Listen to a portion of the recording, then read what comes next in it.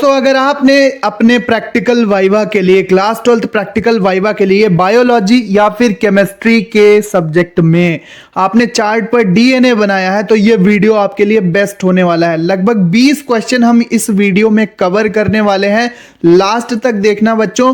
सबसे अच्छा ये वीडियो यूट्यूब पर मैं गारंटी के साथ कह सकता हूं, वाइवा क्वेश्चंस डीएनए के सबसे बेस्ट वीडियो आप देखने जा रहे हैं। तो वीडियो को लाइक कर देना, अपने दोस्तों को भी शेयर कर देना ताकि उनकी भी हेल्प हो जाए। तो चलो शुरू करते हैं। अगर आपने अपने प्रैक्टिकल वाइवा के लिए अपने चार्ट पेपर पर डीएनए बनाया है, चाहे वो आपने केमिस्ट्री के सब्जेक्ट में डीएनए बनाया है या फिर बायोलॉजी के सब्जेक्ट में, दोनों ही सब्जेक्ट में आप डीएनए बना सकते हैं। डीएनए की डबल हेलिक्स संरचना बनाते हैं, बिल्कुल नॉर्मल बात है। ये बायो में भी बना सकते हैं, केमिस्ट्री में भी बच्चों बना सकते हैं। प्रैक्टिकल चल रहे हैं क्लास 12th के, वहां पर अगर आप वाइवा में अच्छे से जवाब देते हो, अगर आपने अभी तक चार्ट नहीं बनाया तो बना लो बच्चों, डीएनए ही बना लो, कोई भी प्रॉब्लम नहीं है। चाहे बायो में या फिर केमिस्ट्री में, दोनों ही सब्जेक्ट में डीएनए की डबल हेलिक्स संरचना जो कि वॉटसन और क्रिक ने दी थी वो आप बना सकते हो बच्चों। तो अच्छे से आपको चार्ट पर ये डीएनए का मॉडल बना लेना है और वाइवा में जो सर पूछेंगे अगर आप उनके सही से जवाब दोगे बच्चों तो आपको 30 में 30 नंबर बड़े आराम से मिल जाएंगे। सो 30 में 30 नंबर पाने के लिए वीडियो को लास्ट तक देखना, ठीक है। चैनल पर नए हो चैनल को सब्सक्राइब कर लो। स्वागत है सभी का exams with MS YouTube channel पर एक बार फिर से। आप ये वीडियो कौन से शहर कौन से गांव से देख रहे हो बच्चों, अपने शहर या गांव का नाम कमेंट में जरूर लिख देना। तो चलो शुरू करते हैं डीएनए के सभी वाइवा क्वेश्चन। सबसे पहला क्वेश्चन, जब आप एग्जामिनर सर के पास चार्ट पेपर लेकर जाते हो, वाइवा होता है आपका, तो डीएनए बनाया है आपने, तो सिंपल सा क्वेश्चन, क्या होता है डीएनए? सर ने आपसे पूछ दिया क्या होता है डीएनए, तो आपको सिंपल सा आंसर देना है। क्या आंसर देना है? डीएनए कोशिका में पाया जाने वाला आनुवांशिक पदार्थ होता है। लो आई बात और खत्म हो गई। डीएनए कोशिका में पाया जाने वाला आनुवांशिक पदार्थ होता है, सिंपल सा आंसर। दूसरा प्रश्न जो आपसे वो पूछ सकते हैं और पूछते हैं, डीएनए अगर आपने बनाया है अपने चार्ट मॉडल पर तो पूछते हैं। दूसरा क्वेश्चन, डीएनए का पूरा नाम क्या होता है? बताओ डीएनए का पूरा नाम क्या होता है? एग्जामिनर सर ने आपसे पूछ लिया तो आपको बताना है डीऑक्सीराइबोज न्यूक्लिक अम्ल। डीऑक्सीराइबोज न्यूक्लिक अम्ल यहां पर डीएनए का फुल फॉर्म या डीएनए का पूरा नाम होता है। अगला क्वेश्चन जो वाइवा में बच्चों बहुत ही पूछा जाता है कि डीएनए की सबसे पहले खोज किसने की थी या डीएनए के खोजकर्ता कौन है? बताओ डीएनए की खोज किसने की थी? तो आपको बताना है, सिंपल सा आंसर देना है आपको कि डीएनए की खोज 1869 में फ्रेडरिक मिशर नामक वैज्ञानिक ने की थी। सिंपल सा एक लाइन का आंसर, या फिर आप ये भी कह सकते हैं फ्रेडरिक मिशर ने, ठीक है, सीधे वैज्ञानिक का नाम बता दिया। और कब की थी? अब पूछ दिया फिर से कब की थी, तो 1869 में की थी। पूरी डिटेल, इससे अच्छा वीडियो वाइवा का डीएनए का नहीं मिलेगा। आप कंपेयर करके देख लेना बच्चों, मैं गारंटी के साथ कह रहा हूं कि आप कंपेयर करके देख लेना। क्वेश्चन नंबर 4 जो पूछा जाता है कि बताओ डीएनए की जो डबल हेलिक्स संरचना है, जो द्विकुंडलिनी संरचना है, इस संरचना का पता किसने लगाया था? इस संरचना को किसने खोजा था? तो हम जानते हैं कि जेम्स वॉटसन और फ्रांसिस क्रिक ने। किसने पता लगाया था? जेम्स वॉटसन और फ्रांसिस क्रिक नामक दो वैज्ञानिकों ने डीएनए की डबल हेलिक्स संरचना का पता लगाया था। कब लगाया था? यहां पर 1953 में यह पता लगाया था। तो डीएनए की जो डबल हेलिक्स संरचना है, इसको वॉटसन और क्रिक मॉडल भी बोलते हैं डीएनए का। ये जेम्स वॉटसन और फ्रांसिस क्रिक ने 1953 में पता लगाया था, या 1953 में इस डबल हेलिक्स या द्विकुंडलिनी संरचना की खोज की थी।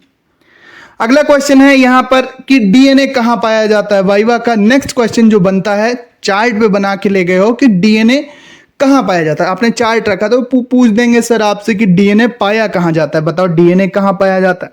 तो आपको बताना है कि कोशिका के केंद्रक में डीएनए पाया जाता है। जीवित कोशिका जो भी होगी, लिविंग सेल जो भी होगी, उसके केंद्रक में जो डीएनए होगा वो पाया जाएगा। इसके अलावा कुछ सेल ऑर्गेनेल भी होते हैं, जैसे यूकैरियोटिक कोशिका के माइटोकॉन्ड्रिया और क्लोरोप्लास्ट, यानी कि माइटोकॉन्ड्रिया और हरित लवक जैसे कोशिकांगों या सेल ऑर्गेनेल्स में भी डीएनए बच्चों मिलता है। नेक्स्ट क्वेश्चन जो बनता है कि डीएनए में कौन सी शर्करा पाई जाती है? डीएनए में कौन सी सुगर होती है? पूछ दें, बताओ डीएनए में कौन सी शर्करा होती है? तो आपको बताना है कि डीएनए में डीऑक्सीराइबोज नामक पेंटोज शर्करा होती है। अब पेंटोज का मतलब बच्चों क्या है? पेंटोज का मतलब क्या है? पेंटोज का मतलब 5 कार्बन वाली शर्करा, 5 कार्बन वाला कार्बोहाइड्रेट शुगर, और इसका नाम क्या है? डीऑक्सीराइबोज। डीऑक्सीराइबोज न्यूक्लिक अम्ल डीएनए, इसी के लिए तो इसका नाम है डीएनए। इसमें कौन सी शर्करा पाई जाती है? डीऑक्सीराइबोज। और वहीं आरएनए में पूछ दें, वहीं पर पूछ दिया, बन गया क्वेश्चन कि बताओ फिर आरएनए में कौन सी होती है? तो आरएनए में राइबोज नामक पेंटोज शर्करा होती है, और दोनों ही पेंटोज शर्करा होती है, मतलब 5 कार्बन वाली शुगर होती है। अगला क्वेश्चन जो बन जाता है बच्चों डीएनए से, वो ये बन सकता है कि डीएनए कितने और कौन कौन से नाइट्रोजन क्षार मिलते हैं। डीएनए में कौन कौन से नाइट्रोजन क्षार और कितने नाइट्रोजन क्षार पाए जाते हैं? तो आपको सिंपल बताना है, 4 एडेनिन। कौन कौन से नाइट्रोजन क्षार पाए जाते हैं? एडेनिन, जिसको ए से प्रदर्शित करते हैं। इसके बाद गुआनिन, जिसको जी से प्रदर्शित करते हैं। थाइमिन, जिसको टी से प्रदर्शित करते हैं। और साइटोसिन, जिसको सी से प्रदर्शित करते हैं, कैपिटल से। ठीक है। और जो 2 श्रृंखलाएं होती हैं, जो इस तरह से डीएनए हमारा बनता है, जो 2 पॉलीन्यूक्लियोटाइड श्रृंखलाएं आपस में जुड़ती हैं, वो हाइड्रोजन बंधों के द्वारा बच्चों जुड़ी होती हैं। हाइड्रोजन बॉन्ड के द्वारा ये दोनों पॉलीन्यूक्लियोटाइड श्रृंखलाएं जुड़ी होती हैं। और इसमें ए जो जुड़ा होता है, ये बच्चों टी के साथ जुड़ा होता है 2 हाइड्रोजन बॉन्ड के द्वारा। कितने हाइड्रोजन बॉन्ड होते हैं इसके बीच? 2 हाइड्रोजन बॉन्ड। और जो जी होता है बच्चों, वो सी के द्वारा, सी से जुड़ा होता है, और ये 3 हाइड्रोजन बंधों के द्वारा, 3 हाइड्रोजन बॉन्ड के द्वारा, डैश डैश डैश इस तरह से बनाते हैं ना हाइड्रोजन बॉन्ड, 3 हाइड्रोजन बॉन्ड्स के द्वारा जुड़ता है। ए टी जी सी, यानी एडेनिन थाइमिन से, गुआनिन साइटोसिन से। सिंपल सा आंसर है। अब यहीं पे अगर क्वेश्चन बना दे कि बताओ फिर आरएनए में क्या अंतर होता है, डीएनए और आरएनए में क्या अंतर है? सिंपल सा अंतर है कि उसमें राइबोज शर्करा होती है आरएनए में, इसमें डीऑक्सीराइबोज होती है। उसमें थाइमिन की जगह पे यूरेसिल पाया जाता है, और इसमें यूरेसिल की जगह पर थाइमिन होता है। ठीक है, ये बताएंगे आगे और इसके बारे में चर्चा करेंगे। अगला क्वेश्चन जो बन जाता है कि डीएनए में नाइट्रोजन क्षार, डीएनए में नाइट्रोजन बॉन्ड, नाइट्रोजन क्षार किस बंध द्वारा जुड़े होते हैं? तो अभी हमने आपको बताया कि जो नाइट्रोजन क्षार होते हैं वो हाइड्रोजन बंध द्वारा जुड़े होते हैं। एडेनिन थाइमिन से डबल हाइड्रोजन बॉन्ड से जुड़ा होता है। ठीक है, हाइड्रोजन बॉन्ड को डैश डैश डैश डैश करके दिखाते हैं। तो ए टी से जुड़ा होता है और जी बच्चों सी से जुड़ा होता है, लेकिन यहां पर 3 हाइड्रोजन बॉन्ड होते हैं। गुआनिन और साइटोसिन के बीच 3 हाइड्रोजन बॉन्ड होते हैं। तो सिंपल सा आपको एक वर्ड का आंसर भी आप दे सकते हैं। जब सर ने पूछा कि डीएनए में नाइट्रोजन क्षार किस बॉन्ड से जुड़ते हैं, तो आपको बताना हाइड्रोजन बॉन्ड से। अगला क्वेश्चन बनता है कि डीएनए आरएनए से किस प्रकार अलग है? तो सिंपल सा आपको आंसर बताना है कि आरएनए में थाइमिन के स्थान यानी टी नाइट्रोजन क्षार के स्थान पर यूरेसिल नामक नाइट्रोजन क्षार होता है। और अंतर बता सकते हैं कि डीएनए में डीऑक्सीराइबोज शुगर होती है, डीऑक्सीराइबोज शर्करा होती है, और आरएनए में राइबोज शर्करा होती है। डीएनए में 2 डबल हेलिक्स संरचना पाई जाती है, जबकि आरएनए में एक सिंगल पॉलीराइबोटाइड का स्ट्रैंड होता है। तो डीएनए आरएनए में अंतर किसको नहीं पता? सभी को पता है, क्लास 9 से पढ़ते चले आ रहे हैं। अगला क्वेश्चन बच्चों बनता है कि डीएनए का डायमीटर कितना होता है, डीएनए का व्यास कितना होता है? व्यास समझते हैं। व्यास का मतलब होता है कि यहां पर हमने बना ली डबल हेलिक्स संरचना डीएनए की, तो व्यास यानी ये इसका केंद्र मान ले, तो इसकी चौड़ाई टोटल कितनी होगी? डीएनए के जो संरचना है डबल हेलिक्स, उसकी जो पूरी चौड़ाई है, जो डायामीटर, जो व्यास है, वो कितना होता है? तो आपको सीधा सिंपल आंसर देना है 20 एंगस्ट्रॉम। कितना देना है बच्चों? 20 एंगस्ट्रॉम। और 1 एंगस्ट्रॉम कितना होता है? तो आपको बताना है 10⁻⁻10 मीटर। 10⁻⁻10 मीटर। 1 एंगस्ट्रॉम बराबर कितना होता है बच्चों? 10⁻10 मीटर। यहीं पर क्वेश्चन बन सकता है, याद रखना। नेक्स्ट क्वेश्चन है क्वेश्चन नंबर 11 कि डीएनए के 2 कुंडल या 2 हेलिक्स के बीच कितनी दूरी होती है? अब 2 कुंडल क्या होते हैं? इस तरह से फिर से डीएनए का डबल हेलिक्स मॉडल बना लेते हैं। तो एक कुंडल यहां से यहां तक, इसके बीच की जो दूरी होती है बच्चों, आपको सिंपल सा आंसर देना है कि 34 एंगस्ट्रॉम, 34 एंगस्ट्रॉम। और 1 एंगस्ट्रॉम कितना होता है बच्चों? अभी बताया है कि 10⁻10 मीटर। यहीं पे क्वेश्चन पूछ सकते हैं कि फिर 1 एंगस्ट्रॉम कितना होता है? जब 2 हेलिक्स के बीच, 2 हेलिक्स क्या है? एक ये है यहां से यहां तक, 2 हेलिक्स के बीच कितनी दूरी होती है? 34 एंगस्ट्रॉम। अब यहीं पर पूछ दिया कि 1 एंगस्ट्रॉम फिर कितना होता है? तो 10⁻10 मीटर। अगला क्वेश्चन है कि डीएनए की मोनोमर यूनिट क्या है, यानी कि डीएनए की एकलक इकाई क्या है, डीएनए किनसे मिलकर बनता है।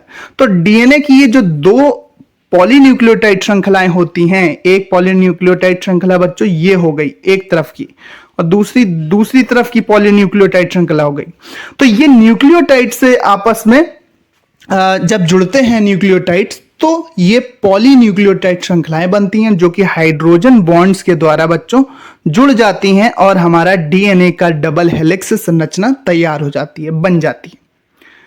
ठीक है, तो मोनोमर यूनिट क्या बताएंगे आप। डीएनए की जो एकलक इकाई है वो क्या होती है, न्यूक्लियोटाइड होती है। और एक न्यूक्लियोटाइड कैसे बनता है, एक शुगर डीऑक्सीराइबोस शुगर प्लस एक नाइट्रोजन क्षार और एक फास्फेट ग्रुप से हमारा न्यूक्लियोटाइड मॉलिक्यूल तैयार होता है।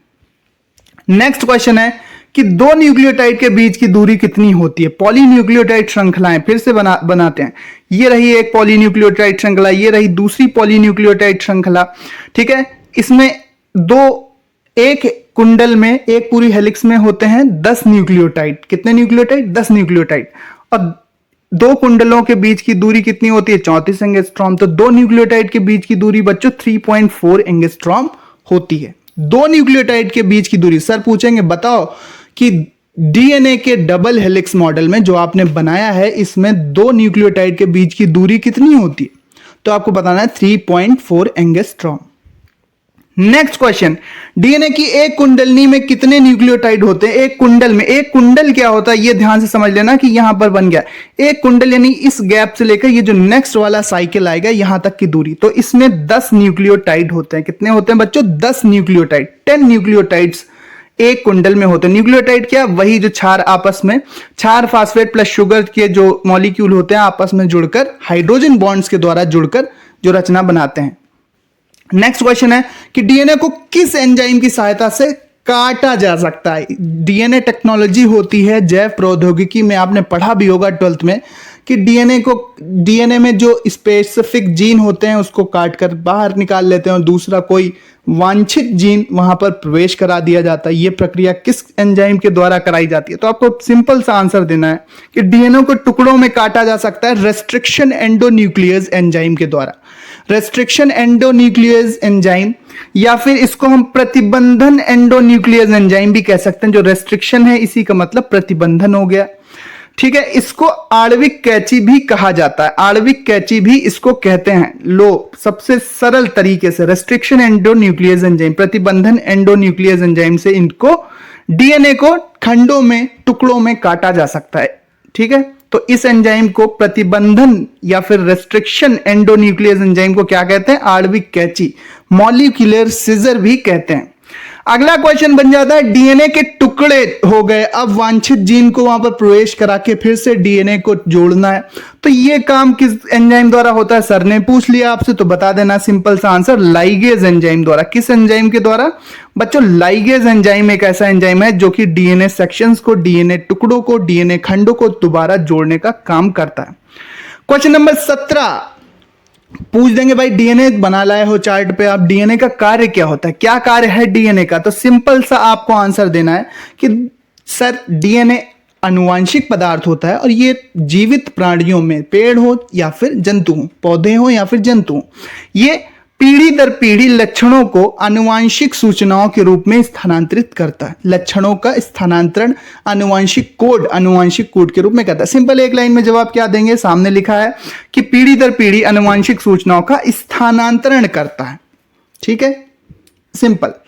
और क्वेश्चन नंबर 18 जो आपसे पूछ सकते हैं कि exams with MS YouTube channel से, जहां पर आपने इतना अच्छा डिटेल्ड वीडियो डीएनए का देखा है, आपने उसे सब्सक्राइब किया है या नहीं है, सर पूछ देंगे आपसे।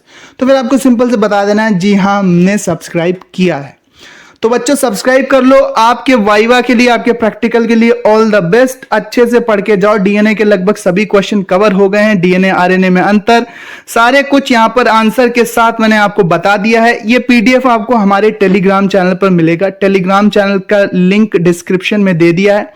ठीक है, टेलीग्राम पर जाइए, वहां पर ज्वाइन कर लीजिए और वहां से आपको ये पीडीएफ पूरा मिल जाएगा, पढ़ते हुए चले जाना। एक क्वेश्चन बोर्ड एग्जाम में भी आपको डीएनए आरएनए में अंतर और डीएनए की डिटेल्ड स्टडी आपने कर ली है इस वीडियो की सहायता से, तो वहां पर भी एक बड़ा क्वेश्चन और एक छोटा क्वेश्चन आपको न्यूक्लिक अम्ल यानी डीएनए और आरएनए से मिल जाएगा। बच्चों बायोलॉजी में चाहे चार्ट बनाया हो डीएनए का या फिर केमिस्ट्री में, दोनों में ही ये क्वेश्चन, दोनों में ही आप डीएनए की डबल हेलिक्स संरचना बना सकते हो, कोई दिक्कत नहीं है। आप पूछते हैं कि क्या केमिस्ट्री में बना सकते हैं? जी हाँ, जैव अणु बायोमोलिक्यूल्स वाला जो चैप्टर है वहां पर भी डीएनए की डबल हेलिक्स संरचना है, तो केमिस्ट्री में भी बना सकते हैं, बायो में भी बना सकते हैं। मिलते हैं अपने नेक्स्ट वीडियो में। बाकी वाइवा के सारे इंपॉर्टेंट वीडियोस चैनल पर स्ट्रीम हो रहे हैं, चल रहे हैं, आप वहां पर जाके देख लो। लाइव वाइवा के भी वीडियो डाले हुए हैं, वहां पर जाकर देख लो। मिलते हैं अपने नेक्स्ट वीडियो में। All the best for viva. Channel को जरूर सब्सक्राइब कर लो।